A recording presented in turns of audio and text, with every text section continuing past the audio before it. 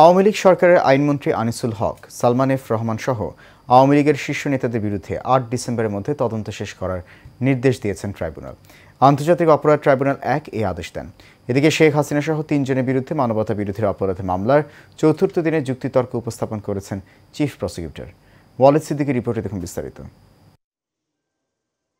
জুলাই আগস্টে মানবতা বিরোধী অপরাধের ৭ মামলায় ট্রাইব্যুনালে হাজির করা হয় সাবেক আইনমন্ত্রী আনিসুল হক, জুনায়েদ আহমেদ পলক, দীপুমণি সহ সাবেক ১০ মন্ত্রী, সাবেক প্রধানমন্ত্রী শেখ হাসিনার উপদেষ্টা সালমান এফ রহমান ও তৌফিক এ এলাহি চৌধুরী, সচিব এবং সাবেক সংসদ সদস্য সহ মোট ৪৫ আসামিকে। আওয়ামী লীগ ও সরকার ঘনিষ্ঠ শীর্ষ ১৬ আসামিকে তোলা হয় এজলাসে। এরপর ৮ ডিসেম্বরের মধ্যে তাদের বিরুদ্ধে তদন্ত শেষ করার আদেশ দেন ট্রাইব্যুনাল।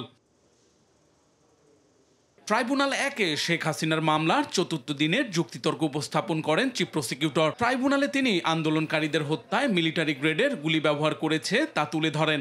আমাদের ডকুমেন্টারি এভিডেন্স দেখিয়েছি, পত্রপত্রিকার রিপোর্ট দেখিয়েছি, অজস্র ভিডিও ফুটেজ যে কিভাবে লিথাল ওয়েপন ব্যবহার করা হয়েছে, কিভাবে হেলিকপ্টার ব্যবহার করা হয়েছে তার বিস্তারিত প্রমাণ এতটাই অকাট্যভাবে তুলে ধরা হয়েছে।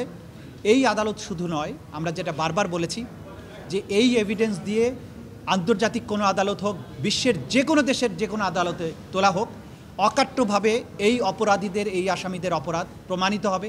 আন্দোলনে র্যাবের হেলিকপ্টারের ৩৬টি ফ্লাইটের তথ্য তুলে ধরেন প্রসিকিউশন। সংশ্লিষ্ট বাহিনীগুলোর কাছ থেকে হেলিকপ্টারের ডিটেইল ফ্লাইটের চার্টার আমরা সংগ্রহ করেছি।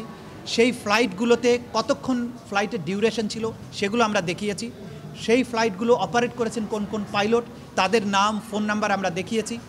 ওইখানে পাইলট ছাড়া আর কোন কোন সৈনিক বা অফিসার যাত্রী ছিলেন ফ্লাইটগুলোতে সেগুলো আমরা দেখিয়েছি। কি কি অস্ত্র সেখানে ব্যবহার করা হয়েছে, তোলা হয়েছে তার তালিকা আমরা দিয়েছি। কত রাউন্ড গুলি ফায়ার করা হয়েছে সেগুলো আমরা দিয়েছি। সেখানে SMG, light machine gun, short gun, rifle, sound grenade, stun grenade সব কিছুর হিসাব এখানে আছে। সেগুলো এবং ভিডিও ফুটেজ, আহতদের গুলিবিদ্ধ হওয়া এবং যেসব গুলি শহীদ এবং আহতদের শরীর থেকে বের করা হয়েছে সেই বুলেটগুলো, উদ্ধার করা বুলেট হসপিটাল থেকে ডাক্তাররা যেটা পেয়েছেন সেগুলো আমরা আদালতে উপস্থাপন করেছি।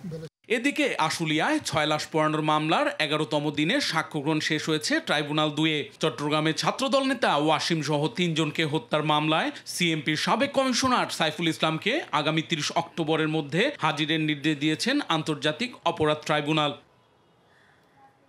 Walid Siddiqui, Asian television, Dhaka.